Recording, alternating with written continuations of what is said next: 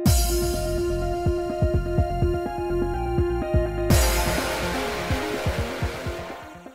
guys, it's Spacey Sims, and we are back with more Virche Evermore, continuing Lucas's route. Yeah, exactly what we're doing. Because, we got into his route last time, so cool. Adolphe offered to escort me back to the orphanage, but got caught by the Corps and was dragged away to join the drunken revelry. Boys. Idiots. With that, I headed back to the orphanage myself to get the second round of approvals. I got the okay from Adolphe and everyone else to accept the offer. Mother, will you please allow me to help Lucas as his teacher's aide? I'll give any money I earn to the orphanage. No, there's no need for that. I'm just surprised by what you told me. I really have been gaining a strong sense of independence, and I'm not sure I can keep up. I'm sorry. You don't need to apologize, but next time let me know first. Girl, what? Now then, as for my answer, your priority is to gain experience as a member of society. I'll only allow the investigation if it doesn't interfere. Really? I thought she was going to say no. I have no reason to lie to you. Are you sure? I don't trust anything in this game. You have to grow up someday, so I'll just consider this a cute burst of independence. She acting a little crazy. I mean, I get it. She's just teasing us, and it's like, wait, you need to let me know before you're trying to be independent. Like, she's not being a bitch about it. She's being, like, goofy cute, but it's still, like, I don't know if it's just me today, but I'm like, there's some red flags here, woman. What are you doing? I don't know why. I don't know why I'm taking them wrong. Of course. I'm also assuming you want to work because you're worried about Lucas. Oh, did I say that earlier? Your expression was quite telling. I'm worried about our teacher too, so please do support him the best way you can, okay? Bird, I love you, but I'm trying. I pulled my hoodie up, jammed it to my neck so that your little toes don't dig into my skin. I don't know why you have to pull it down so that you can grip around it and claw my throat. I don't know why you're a jerk like this. But you are, but I love you. Anyway. Of course. I'll do my best so that I can repay him for all that he's done for me.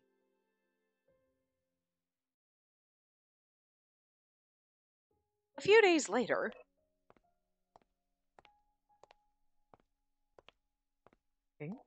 walking, passing things, walking. I was visiting Lucas's house, located near Cheetah's. After getting approval from Mother and the others, I told him that I would like to accept his offer to be his aide, which was why I was here now, since he told me that it would be good to see where I would be working. Stop. Simmer down, Bert. Oh my god, look at his fancy-ass bed. Welcome to my bedroom. I mean, I'm sure this is your whole ass house. It's just presumptuous much? We should go sit on the bed and have this conversation. I like his purple rug. I like that there's lots of purple in here. Okay, mostly just a little bit on the bed and, the rug. But I like that window, though. The round window up in the corner. That's nice. It's cute. I like it. Welcome to my humble home and workplace. I've cleaned where I could, but if you do notice any mess, just pretend you didn't. Oh no, the place is really clean. In fact, I wouldn't mind learning a thing or two from you about housekeeping. Do you mind if I have a look around? Please be my guest. With his approval, I looked around the room. Do you mind if I poke around and touch your shit? I feel like that should be everybody's response when they come into my house. Do you mind if I look around? Yeah, try to see what I moved from the last time you were here. Did you move anything? You're never going to fucking figure it out. I just have so many little things. I actually had a friend who would come over and be like, looking at things, trying to figure out if you moved anything since the last time. And I'm like, the dust would tell you that would be no. Or do you have anything new since the last time? I'm like, good luck guessing that. Probably, but also good luck. Was that always here? Probably. Who knows? Just have so many little knickknacks and things. Especially if you come up into my loft area where I game with all my anime shit that's everywhere. Everywhere. Anyway. With his approval, I looked around the room.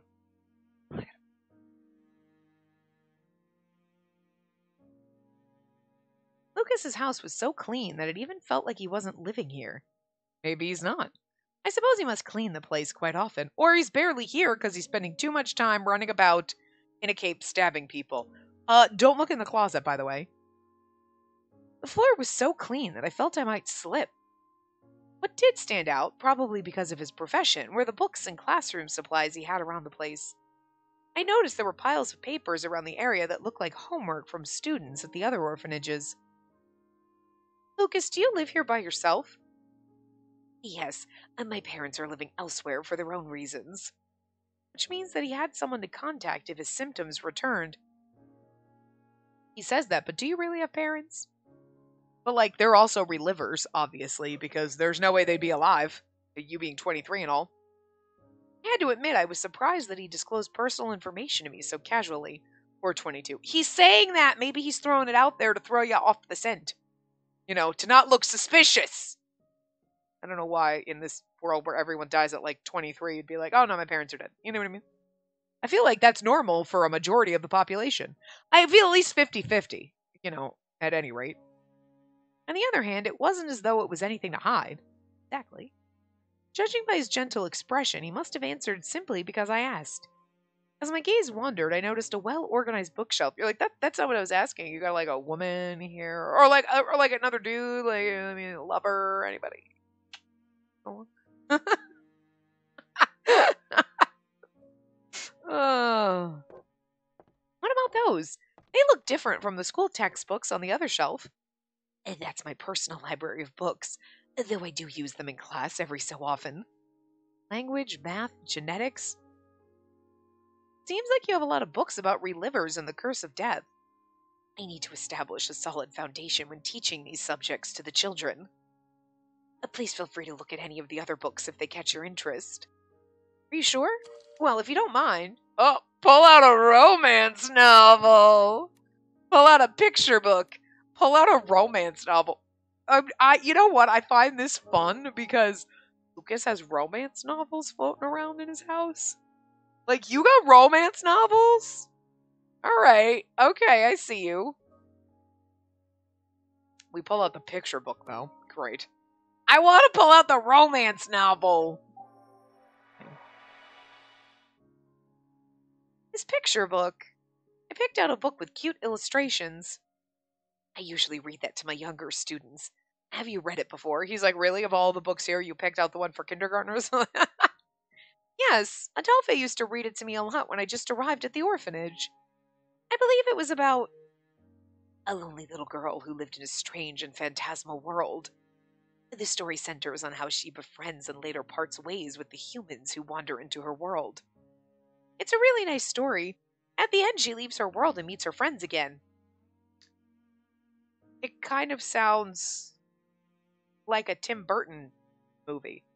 Like, it's about a little girl who people wander into her death realm and then, like, but it's a nice... I mean, like, I'm not saying it has to be creepy, but when you're like, oh, it's a little girl who lives in a phantasmal world and people wander into her realm, and it's like, it just doesn't start off sounding like a picture book you read to kids. Is all I'm saying. You know what I mean? Oh, the cover looks a bit worn. Have you been using this for a while now?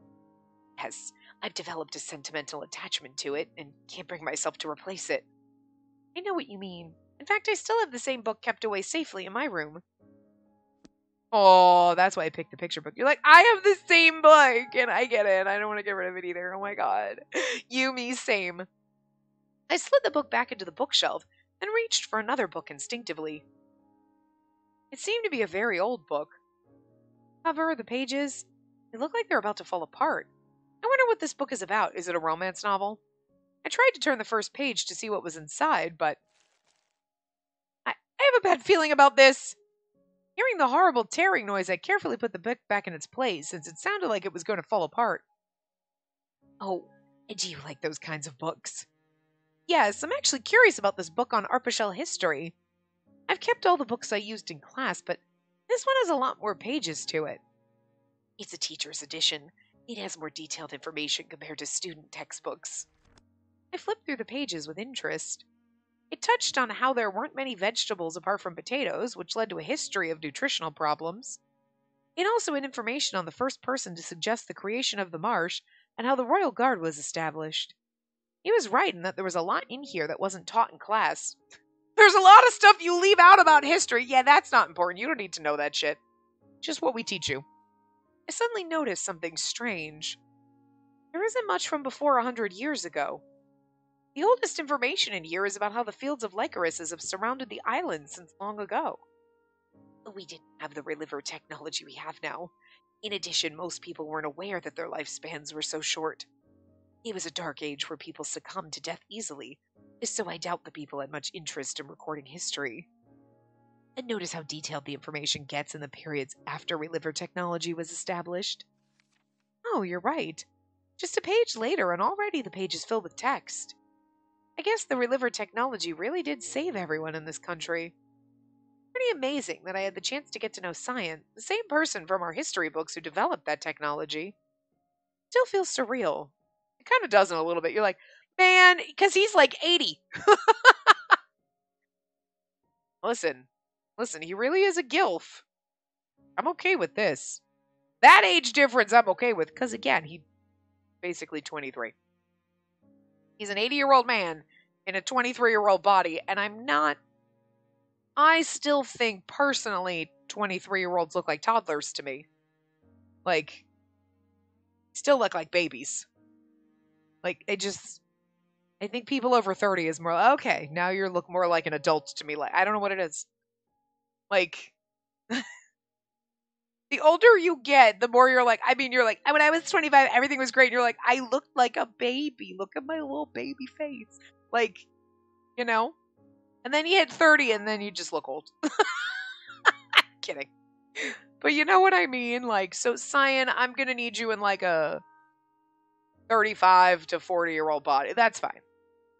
But you can be 80 inside that. But 23 is a little young. They don't, to be fair, whether they're 20 or 30, they're basically drawn the same. It's when they're like, oh, your love interest is 40. We know who we're talking about. It's like, why does he have so many bags and wrinkles, and why does he look like he's dying? Oh, right. This 40 is dead. Gotta love anime logic. Lucas? Don't mind me. I feel the same way you do. Really, life is so hard to predict. Now that he's back at the Institute, there's no way we can contact him again, but I did spend a great deal of time with him, so it would be wonderful if we could have a few drinks with him again. He's like, I'd like to stab him. Don't listen, Lucas. Don't. You can stab me, you can murder all the prostitutes you want. Don't touch Cyan. Okay?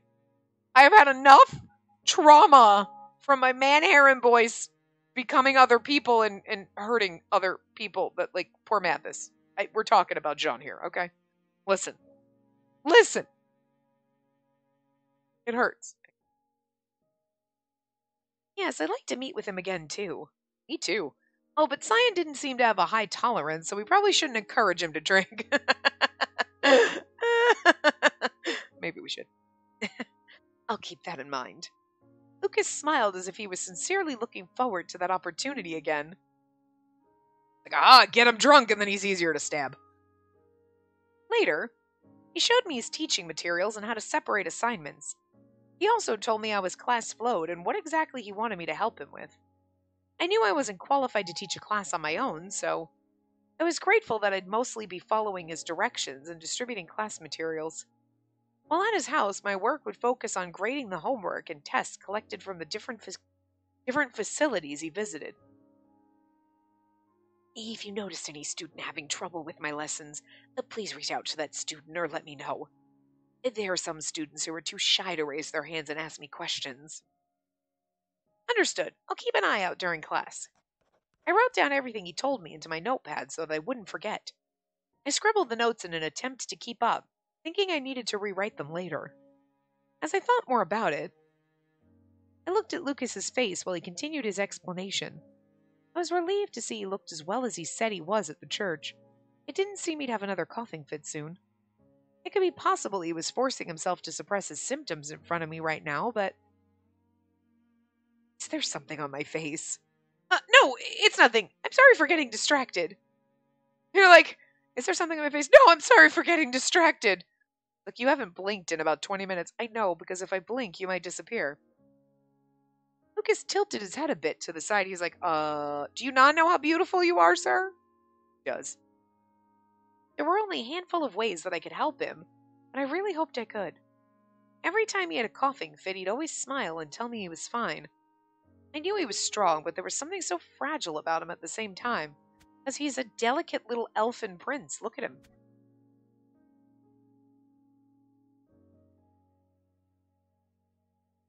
A few hours passed.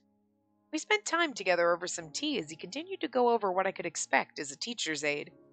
Before long, the sun went down and it was time for me to return home. And now then, I look forward to working with you starting tomorrow. Just remember, you don't need to be perfect from the very first day. Just take things one step at a time. Understood. I'll do my best not to get in your way. After expressing my gratitude, I left his house, the workplace that I'd be frequenting often in the future.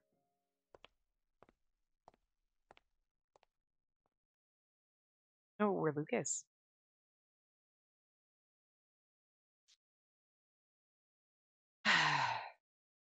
Interesting. So she really is going to be with me, even if it's only temporary. Stop blinking at me with those beautiful eyes. What joy. It's like I'm living in a dream. Uh-huh. Interesting. Do you have a crush on us, sir? I'm okay with it. The orphanage we would be visiting today was located near the marsh, or marche. It had close to 60 years of history, having been established by a member of the royal family who served as its benefactor. I was initially anxious about how the children would react, since I was rumored to be deaf, but Lucas already explained to the orphanage beforehand and got permission for me to assist him in his lessons. The way he got approvals was... I can't say they didn't put up a fight, but in the end they gladly gave us approval. There aren't very many teachers nowadays, so denying me an assistant could hasten my eventual collapse, hence their decision. At least that was what he said. I felt somewhat guilty about all the preparations he took care of just for me to help as his aide. He just doesn't have to tell him. Put a wig on. Girl, put a wig on! We have reliver technology, but they don't know what wigs are? People be like that, oh, she got dark hair, she ain't that girl. You know what I mean? No one will know. The classes here were separated by age. On average, a class took about an hour, and the students in class would leave to allow the next group of students to come in. The class sessions today began with the older children around the age of 13. They sure are staring at me. I didn't know if they knew who I was, but their innocent eyes were fixed upon me as I stood beside Lucas. Noticing that I was tense, Lucas whispered in my ear, "You can relax. Just follow my lead, and even if things go wrong, I'll take care of everything. I suggest you enjoy the experience and indulge in conversation with the children." Understood. Lucas's reassurance eased the tension that was pent up inside me. This would make me tense too, because I don't like kids, so being like a teacher's aide, like in a room full of kids, like, nah, man. This is like my version of hell. Today's subject was about how age affected the clone bodies used by relivers. Just as Dahl had explained before, Lucas explained in simple terms how relivers were able to keep their appearance forever. Monsieur Proust! One of the boys shot his hand up high. I know he's supposed to be 13, but like, good God, I couldn't do that voice right then. If I become a reliver right now, can I change the way I look? How you look? Do you mean in a different way for maturing? Yep, I want to be someone else. Can I download my memory into someone else's body? Yes, actually. Oh, and change my hair and eye color too? Unfortunately, what you're looking for is impossible. Or should I say, it's simply prohibited. It's not impossible. I was like, liar. To be fair, I don't think most people know about Mathis and Jamil. You know what I mean? I don't think most people know what Jean Camille is doing over there. But we know now, so not impossible. But also, I mean, Cyan did say in that, like, yeah, I mean, but your body's going to reject it and it's going to be all kinds of fucked up, so no. Could Cyan figure out a way to do it? Oh, fuck yeah, you know he could. He's smart and sexy. It's the sexy part that he could do it. Not the smart. Obviously, I'm kidding, but it's one of those, like, I'm surprised he doesn't, but it's one of the, it's probably, yeah, I mean, I probably could, but like, I wanna. I mean, I feel that. Because there are days where you're like, I could do something. I could do this, this, and this. I got a bunch of things I could do, but like, I don't want to. You know? Sometimes you're sitting there and you're like, I'm bored. You have so many things I could go do A or B or C. And you think of all these things you could do and you're like, no, I don't wanna. So you're just bored. Because you're lazy. And that's Cyan in a nutshell. Madam Spacey, could you please bring over that large canvas there? Yes. To convince his student, who was now pouting adorably, Lucas quickly began to draw a diagram on the canvas. That's not a canvas, it's a blackboard. Because I was like, man, that sucks. It's like just a canvas. And you're like, I was going to paint on that, but you ruined it now. I'm like, no, it's a chalkboard. And the question here is, why can't we make a reliver that's different from the person? It's because the backup memory and the genes within the cloned body must match exactly. Okay, here, okay. I got that. I get you. But like, you have reliver technology, but you haven't figured out plastic surgery? Like, Cyan hasn't figured out the weird science machine where like we do all the coding and we hook up the doll and then we, put a woman into it? You haven't figured that out? I think Cyan needs to watch Weird Science so he can like go, okay, so I'm going to take the memory and I got the cloned body, but we're going to enhance, tweak. Oh, you want to tweak your nose? Okay, I can tweak your nose. But you know what I mean? Like, you don't know how to tweak your clones? I'm just saying, Cyan you've been around for 80 years. What the fuck have you been doing? Well, get off your ass. He really is lazy. He's like, I could, but I don't wanna.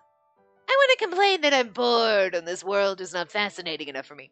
You could make it so that people could put themselves in their clone bodies, but you could tweak their things. So, like, if they didn't like their hair color, you could change their hair color. You could probably, I don't wanna. Fucking lazy. I'm wondering if this is going to come up in this one, though. I'm just saying. If, for example, and let's say we downloaded the memory from Subject B into Subject A's clone. And this will fail because their genes don't match. If we somehow force the download, yeah? Either they'll die from not properly syncing, or something else inside will break, making it impossible for them to live. Again, not entirely true. I mean, something inside will break. Yeah, Mathis, absolutely.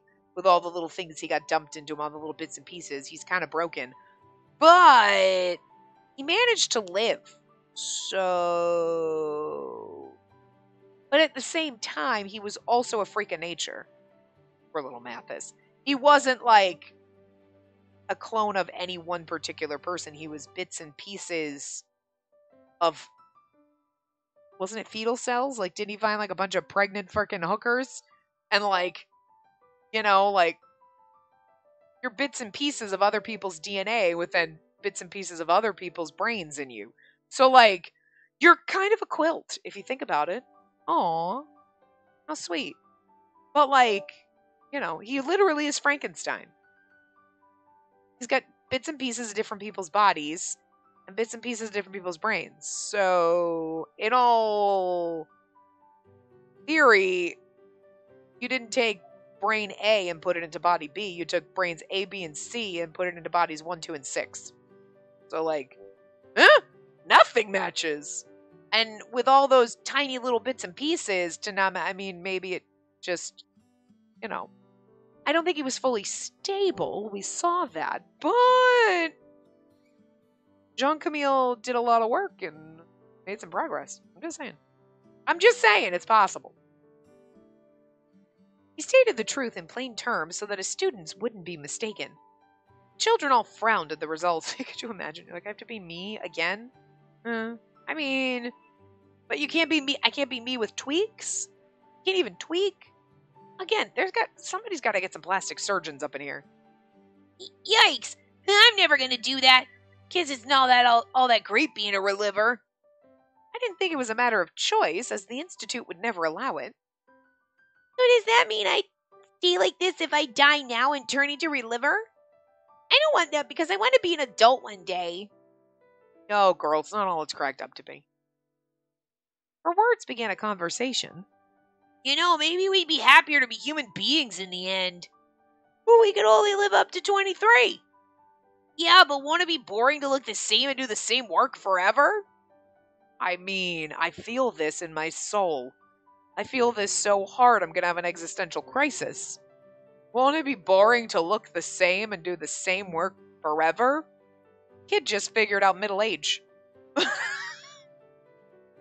We get to be adults, 23! He literally just figured out what happens when you graduate college and then you go to a corporate America job or a 9-to-5. You're like, I'm out in the real world. Not in school anymore, starting my job, and you're just basically doing that until you die. Yeah. That's basically it. It's hell. The only difference is you don't actually get to look the same, because then you get fat. Or sometimes you get really skinny. You change. You can dye your hair, at least. And you can get plastic surgery in our world, because apparently they haven't figured out hair dye, plastic surgery, or wigs in this one. You know, reliver technology. But everything else is basic as fuck. I mean, I'm just saying. You'd think. Like, we need to make some more advances in this. We're in the baby stages of advancement here, okay? You know, but I figure them 100 years in the future is going to be reliver technology. But then it's like, yeah, no, we could put you into your own body, but you can make tweaks. Or you know what? It's your body, but then there's the plastic surgeon next door. Did you want we're making your clone body? We have your backup, so when you die, we'll make your clone body, and then we'll put you in the plastic surgeon's chair. He'll do all the work. And you won't even have to go through the healing process, because when your body's healed in like a month or two, then we'll download your brain. Right? I mean, you'll be gone for 2 months, so, you know, and then jobs will have like your death leave. You know, oh, you died? Okay, cool. You know. I mean, I'm just saying. The weird fucking shit that comes out of the society. Crazy. But yeah, to look the same and do the same work forever. Every Monday, I'm like, I've been doing this forever. We could just do whatever we want. Lucas moved the brush off the canvas. A brush? Okay, they showed me a chalkboard. You are literally painting on a canvas. They're, again, okay, so they don't have chalkboards. You haven't invented, okay. Guys, what the fuck is this world? Why is everything so backwards? And like, ye olde times, except for you have magic reliver sci-fi technology. Why did the writers choose a canvas and a paintbrush and not like, okay, let me bring I get maybe a whiteboard, sure, but ye olde times had chalkboards and you had chalk. And then a little chalk eraser. You couldn't have at least, you know, done that? Like, early 1900, I don't even know. Did chalkboards existed way before then. That's what you used to write on back in ye olde pilgrim times. I remember that. I wasn't alive then. Someone's like, wait, what? There was a place. It wasn't Enterprise Village. Okay, we did a lot of shit when I was in elementary school that I'm like, how the fuck don't they do this shit? I forget what the place is called. We had Enterprise Village, which was basically like this giant, it looked just like a giant rectangle building, and there was like a food court, and they had little stores and a bank and stuff, and you went there, and you basically learned about, like, the work, just whatever. commerce and stuff like that. So you had to work at a job. So I worked at the furniture store. I'm using air quotes around that. We just sold like little knicky-knack things, like little toys and things like that. But it was set up like a furniture store, right? And you learned how to work. So like, okay, yeah, you're selling things to the people coming in, and then you would have breaks, and then you would have to take your paycheck. They'd give you a check. Like, this is back before fucking like direct deposit, okay? And you'd have to go to the bank and you'd have to fill it out, and then you'd go, like, you're going to deposit it, but then they'd give you your $2 or whatever. And I think it was fake money, obviously. And then you'd have to go, and then you had to use that money. So then you'd go to the food court and buy food. So there was somebody working like the McDonald's, and like there were obviously adults helping you and everything, but you basically learned about how the rest of your life is going to be when you grow old. Okay, we learned how to do this and like write checks and stuff like that in elementary school. And I'm like, nobody fucking does. And I'm like, it feels like a fever dream, but my mom remembers this, okay? This was like a field trip day. It was like an entire fucking day we did this. But another one that we did, and I feel like it was 3rd grade. Why can't I remember the name of the place? We basically got dressed up like fucking pilgrims, okay? We had the dresses, we had the clothes. You had a little dress with the apron, a stupid little bonnet hat, and we had to make, we did it in class before we went, make like our books, where you basically took cardboard and you covered it in fabric and then bound the pages yourself. So like you hand bound your own little fucking notebook. And like you went to this little village place, another little thing that was set up like ye olde times, like living on, like back in ye olde days, right? And there was the schoolhouse, which is unfortunately what my class got. You're going to be in the school. Great. I'm on a field trip for school going to fucking ancient times school. But then there was one that people who learned, like live on the farm, they learned how to churn butter. Like they actually churned butter with a fucking butter churn. And like, I forget what the other ones were. I just remember that, and I'm like, and then you had like a little picnic lunch and whatever. But like, you sat there, and our thing was learning what it was like being in school back in like frickin' the 16 or 1700, whatever the fuck it was. I don't even remember. Like, wearing your little pilgrim fucking dress with your little bonnet on, and like, we had chalkboards then. So I'm just saying, these fuckers could have a chalkboard, alright? Chalkboards are not modern technology. Like, shit. But I totally forgot about that fucking place. Like, until this, with vivid flashbacks of like, Jesus. What is it lately with having like weird ass, like, am I dying? Am I dying, guys? Like, where all of a sudden, like, my life is flashing before my eyes? But it's like a slow ass, like, months long process.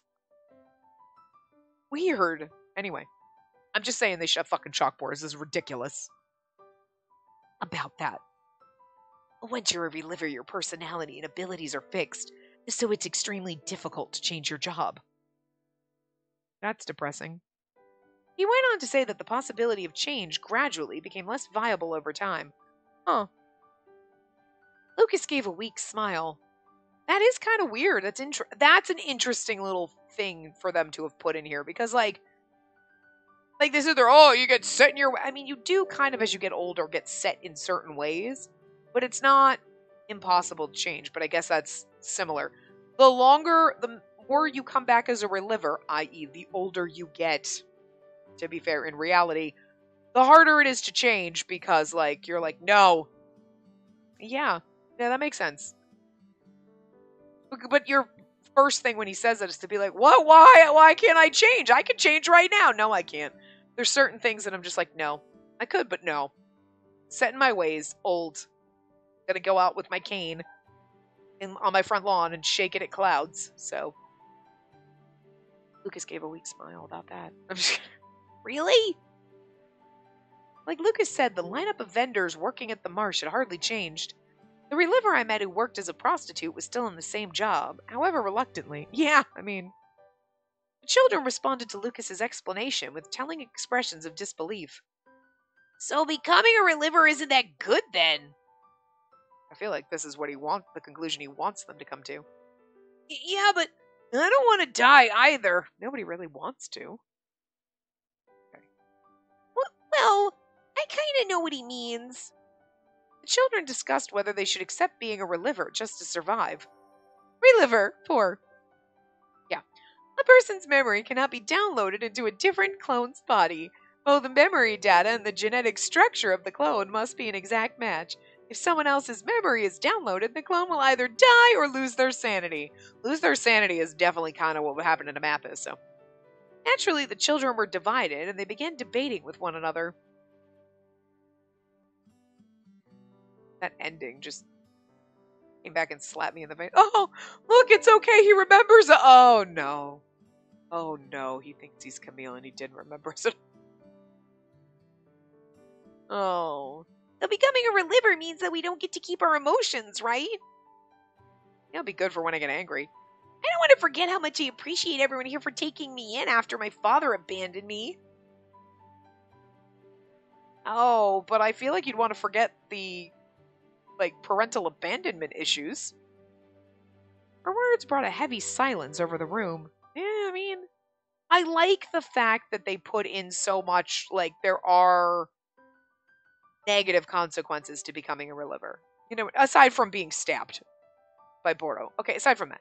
But, you lose your emotions, strong emotions, you kind of lose them. And, maybe you could build them up, but, things, there's consequences to it. It's not like a perfect solution, because otherwise there'd be no, I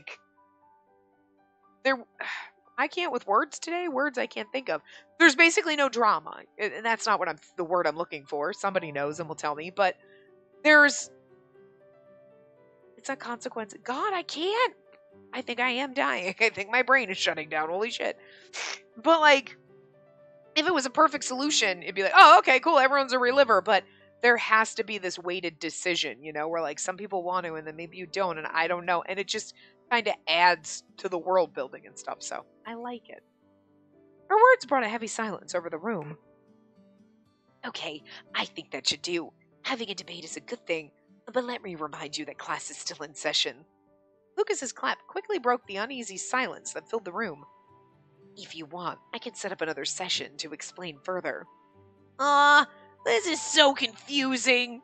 Oh, kid, it only gets worse the older you get. Well, you're not going to get much older, it's fine. What do you think about relivers? Let me see. I can't say that I like to dress up in a robe and stab them, because that ruins things. He pondered over the question with a graceful figure on his cheek.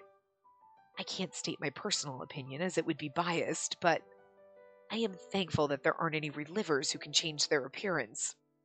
Huh? How come? Think about it for a moment. You imagine what would happen if you changed each time you revived as a reliver? Lucas gave an exaggerated frown. I wouldn't be able to tell who was who. I'd have to remember you all again from scratch.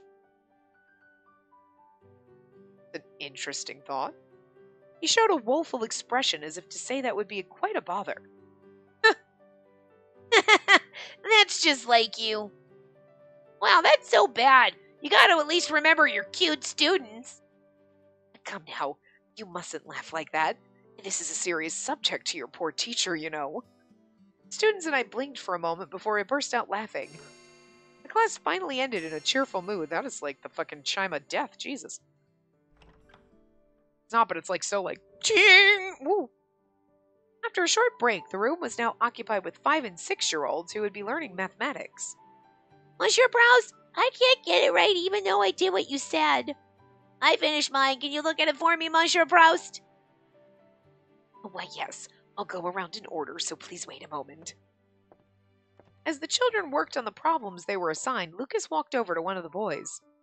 Since class was nearly over, I was beginning to pack up the materials when... Oh, I noticed one of the girls at the back was staring at Lucas as if wanting to ask something. She opened her mouth to speak up, but then looked down without saying a word. Maybe she's...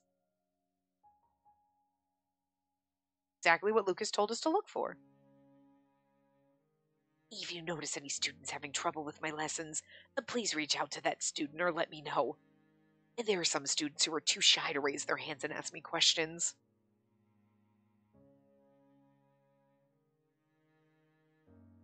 After a second thought, I quietly walked over to the girl so that I wouldn't bother Lucas. Is there something you need help with? She gave a small start when she heard me address her. She must have been having problems if she kept trying to speak up.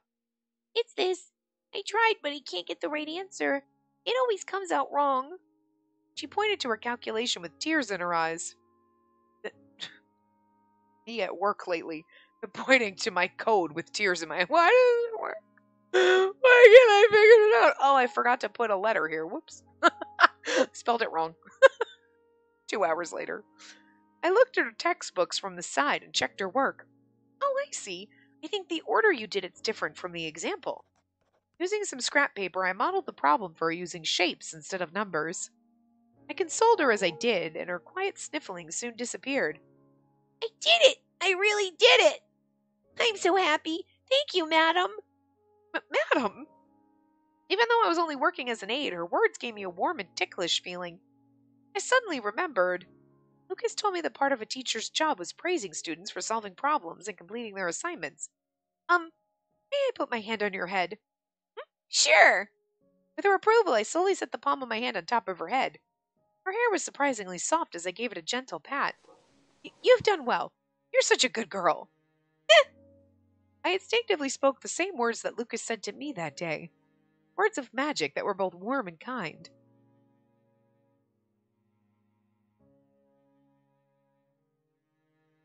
I mean, the weird thing is like, when did he pat us on the head and say we're a good girl? Was that like recently and I forgot it? Because I'm like, he's only like 4 years older than us. So it's like, you know what I mean? Like, I mean, we might have been like 14 or 15 and he was kind of coming around teaching us at that point, you know, because at like 14 he would have been like 18. So, okay, could have been a teacher then. But it's just, it's not like we were 6 and he patted, you know? Being that it was my first day, I didn't go around asking people about Porro, and instead... See you tomorrow, Monsieur Proust! Thank you very much, Madam Spacey! I'd have to get voices, and my voice hurts. Lucas and I left the orphanage as the students waved goodbye.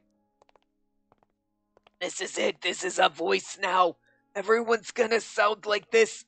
Those children knew about me, but they weren't scared at all. Came prepared, expecting them to avoid me, as they should have been scared despite the orphanage's approval. The children are very honest. They're more likely to question things that they've heard until they understand them. Even if the adults say they're scared, to the young children, you must have looked like a kind and gentle older sister. Now that you mention it, I recall seeing other children walk by me on the streets without any fear at all. Right? He smiled wholeheartedly, then repositioned his briefcase filled with papers and teaching materials. Now then, how was it? Your first day as my aide. Well, it was fun. It was a learning experience. It was a learning experience. I feel like it's such a bad answer. It was a learning experience. That's what you say when you're like, I hated every minute, but like, I guess I learned something. It was fun, or they were cute.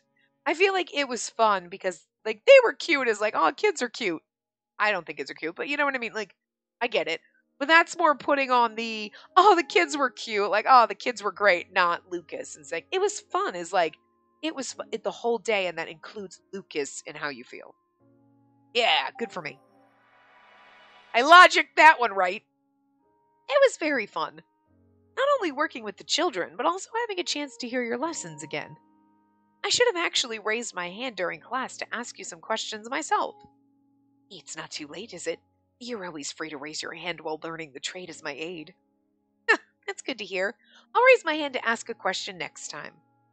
Lucas gazed at the setting sun wavering on the horizon as he spoke fondly of today's memories. To be honest, I was surprised that the children called me Madam Spacey. I mean, it's my first day as an aide.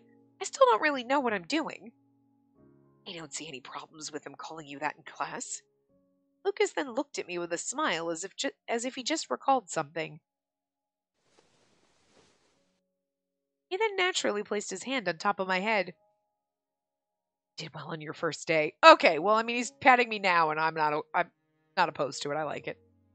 I look forward to your help again next time, my cute, adorable aide. Right. I'll do my best. Like how she's blushing. I would be too, though. Let's be real.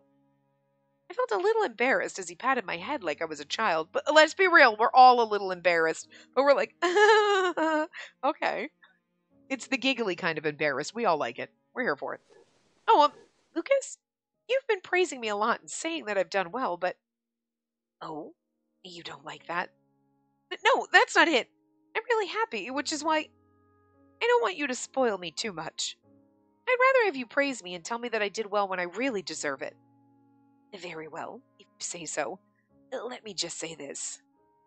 Humans are worthy of praise just for living their lives sincerely every day, especially with how hard it is nowadays. Somewhat reluctantly, Lucas moved his hand off my head. Okay, Humans are worthy of praise just for living their lives sincerely every day, especially with how hard it is nowadays. I want you to write that down, put it on your wall, and just repeat that as a mantra to yourself. This is literally perfect. That is so applicable to today's society. Just humans are worthy of praise just for living their lives sincerely every day, especially with how hard it is nowadays. Don't you just feel validated and a little better about everything? You're like, oh, I needed to hear. Okay. Somewhat reluctantly, Lucas moved his hand off my head. Ugh. Simmer down, bird. Phew, my first day at work. It was tiring, but it sure was fun. After having dinner, I quickly went to my room and got into bed. I was tired, but my mind was filled with memories of having fun with the children today. And it's all because of Lucas. Some of the children probably didn't worry much knowing me because I knew Lucas. Didn't worry much about knowing me because I knew Lucas. I think that, okay. She said the word dinner, and then my stomach went, I'm starving. Oh, I had a very light lunch, but I was also starving before lunch. I'm not normally feeling like my stomach is eating itself before lunch. I'm I don't know, I'm very hungry today. But I was like, okay, I was fine. And then all of a sudden, midway through recording, I'm like, oh, my stomach is crumbling, but it'll be fine. She said dinner, and my stomach's like, dinner? Fuck. Damn it. You did well on your first day. I look forward to your help again next time, my cute, adorable aide. It's also the last 2 days I've only recorded. I usually record 2, maybe 3 parts a day, depending. But I have not. I've only recorded 2, 1 each day. So but I'm like, nope. I was hungry yesterday. I'm hungry today. I gently touched my head where his warmth was just a moment ago. The problem is when I'm really busy at work or whatever, I don't think about food. I'm like, I'm hungry, but I don't got time for this, so. Strange. It's like I can almost feel his warmth. He really does spoil me a little too much. I mean, enjoy it. Especially considering that Lucas was doing more than I was, while having to worry about his body reaching its limits. Yes, I'll do more next time. I haven't done much for others, so I'll make up for it now. Doing my best as his aide could also lead me to earn the trust of others who work for him. I might be asked more questions from the students next time. So I better do what I can and re-educate myself on the basics. Let's see. I'm sure I had the old textbooks and notes on this shelf. I looked around for my materials. I must have been focusing too much as I didn't notice that some of the children were peeking inside my room. She's back. She's back, but she looks so busy. She's finally smiling, but I don't know. It doesn't seem like she's playing with us much anymore. They're all just childish for Milo. Milo's like, good, I hate her. Everyone else is like, oh, we miss her. Milo's the only dick in this room. Is this the little girl? Okay, so maybe that was the little, you know what I mean? The one that we saw? I mean, there's no sprite or anything, but it's a hospital room, so. It had been about an hour since I escorted Spacey to her orphanage. I was in one of the patient rooms of the hospital run by the Society of Exorcists. Exorcists is hard to say. I was writing down what happened today in my journal. As I continued to write each day, I became accustomed to the habit. The memories that I envisioned flowed onto the page in flowing letters. Wow. Yeah, it's a little girl. Oh, Nadia. Okay, that's her name. You look especially happy today.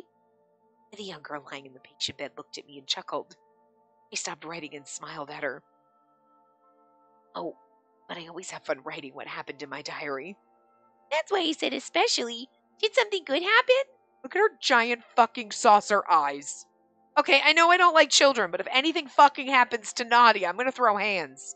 Look at her giant fucking doll eyes. They're slightly creepy, but also kind of cute. Like, she's creepy cute. She's more cute with just a little pepper dash of creepy.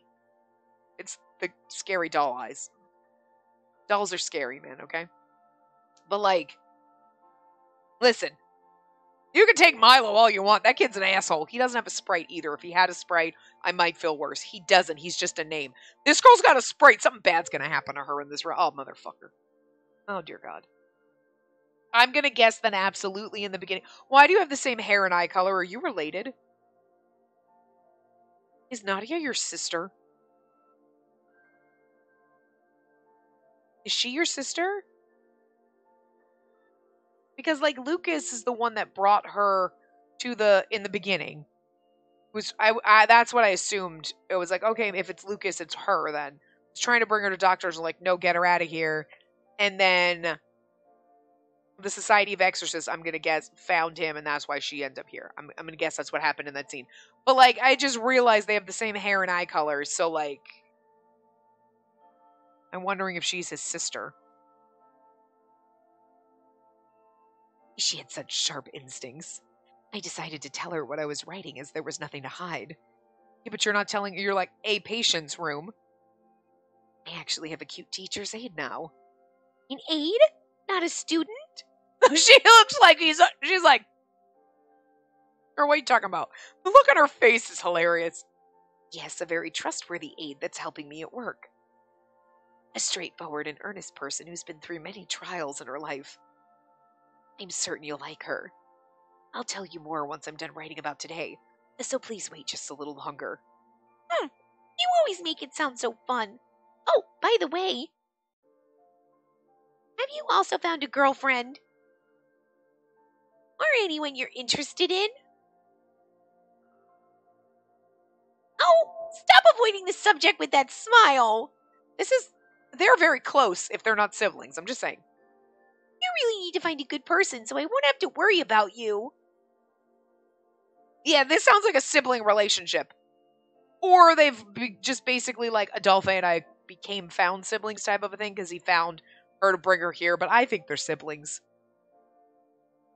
Like, I'm just saying, the hair and the eye color is too similar. I'm sorry to say I have no stories to tell on that front. She covered her pouting face with her bedsheets, and I kept a smile on my face to avoid further questions. You're not going to say anything else about Nadia? That's it? Oh, God. A few days later, I didn't have work as a teacher's aide today. As usual, I went out to the marsh to buy supplies for the orphanage. Even though the people still stared at me, I was able to do the groceries a lot more easily now that they weren't looking at me in as bad a light as before. Things sure had changed. I heard from Mother that there hadn't been any reports or rumors of people dying like the victims in the strange suicides. I assumed the fact that Adolphe hadn't contacted us meant that nothing had really progressed on his side, too. I was starting to wonder now whether the incidents really were resolved with how peaceful things were. Oh, it's the calm before the storm. Still, I should look into Boro and maybe I should meet Anko again and reconfirm what he really meant. Wow. As I wondered to myself whether I could see him again tonight if I went to the Lycoris fields. This hurts. Why you gotta do this to me, game? Like, the roller coaster spiral of emotions that went through me of like, oh, like, it's Jean! No, I know the secrets that you're hiding and I'm hurt. Oh, this whole game's gonna be like this anyway. I noticed someone moving back and forth between the stalls with his head tilted as though he was troubled. Recognizing his familiar silhouette, I quickly made my way over. Excuse me, Jean? Oh, if it isn't Spacey. At least he's being Jean in every other route, so I can just pretend. I can try to pretend. I'm going to try my best to not want to cry, knowing how horrible you are.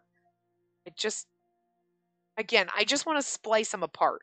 So we just, like, whatever, give him some kind of magic serum, like in Once Upon a Time. If you ever saw that, what season was it, like 6 or something? I don't know, when they did Dr. Jekyll and Mr. Hyde, and there was like, the later seasons got really fucking stupid. I've been rewatching it, but like the later seasons, you're like, I haven't watched it in like a week because I'm like, God, they get dumb. But like, they use like a serum. Jekyll makes a serum that'll separate him and Hyde. Separates like Regina from her evil queen self. That's what we need. I need that to separate Jean and Camille. So then we have Jean and we have Camille, and then we can murder Camille, light him on fire, and we can protect Jean at all costs. Okay? So like, I'm gonna develop that serum, and I'm gonna splice him apart in my head. Jean's okay. Camille is a son of a bitch, and we want to punt him into the sea. Hope he can't swim. Anyway. And nice to see you again. I must thank you for all you've done for the master. It's thanks to all of you that he returned safe and sound. Oh, don't thank me. I mean, the Claude family paid the expenses, and we did use your car, too. Speaking of which, how is Mathis? Is he doing well? At that, Jean's expression changed into a troubled smile. Did something happen to Mathis? Yes, in fact. The master... He's shut himself up in his room ever since the death of Boro. Huh? Ever since Boro died? Well, he kind of did that in his own route, so that's interesting. I like that they keep similar things. Why is that? His brother's killer died like he wanted. Yes, but he didn't do it himself. I believe he regrets the fact that his plans for revenge ended in such a way. Why is he so beautiful?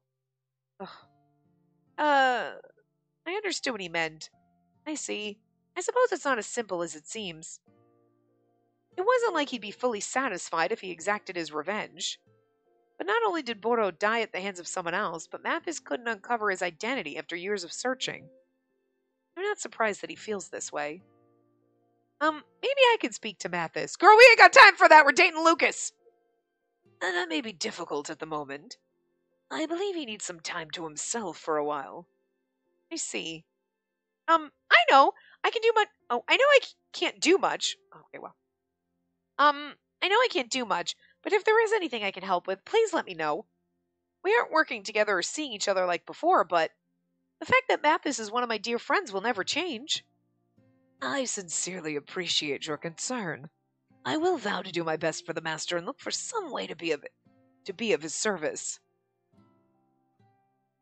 Even if Boro was dead, the scars he left on the victims' families would never fade. Without a backup, they couldn't be revived. If I find out who Boro is, maybe I can save Mathis and bring him some peace. It's gonna be kind of hard. You're gonna have to let Mathis stab your boyfriend. I'm just saying, guys. Anyway. Yeah, you know what? Let's do this scene if it doesn't take too long. Probably take like 5 minutes, whatever. Before the pain could be forgotten, they took action in the middle of the night. Ungo, are you there? Only the whispering of the wind responded. He did say that he'd be watching me from the Lycoris field, but maybe that was just a figure of speech. Come to think of it, I did see him once back at Adolphe's house. It was probably safe to assume he wasn't always in one place at all times. Or maybe back in Hades now and is doing his duty as watchman from there. But he would know you were looking for him, because he's watching you. I always feel like somebody's watching me. I can't sing, and I also cannot even fake sing right about now, because my voice is a mess, but I recalled the day I last saw him. The way he changed the moment I said I wanted to decline his offer. His usual smile disappeared, and in its place I saw rage, irritation. It seemed that breaking the contract with him really was a matter of life and death. Or could it be for another reason? Interesting, throwing little threads in here to make me wonder and ponder until we get there. In any case, I can't do much else now unless I see him. Do you know where I can find Anko? I wondered aloud to the black lycorises. Flowers rustled and swayed from side to side as if to say no. pretty late already, so maybe I'll come back next time. But some call me Madam Spacey now instead of Death. I wonder what Anko would say if he found out. Well, yeah, because that scene was only like 2 minutes. I figured she was going to find Anko and we were going to talk to him, but anyway. So I thought we basically just said we needed to think about it. We didn't actually turn down. Because turning down was when we died. You know what I mean? We just said, I need to wait. So, anyway, I will see you guys next time. Remember to give the video a big thumbs up and subscribe to see more.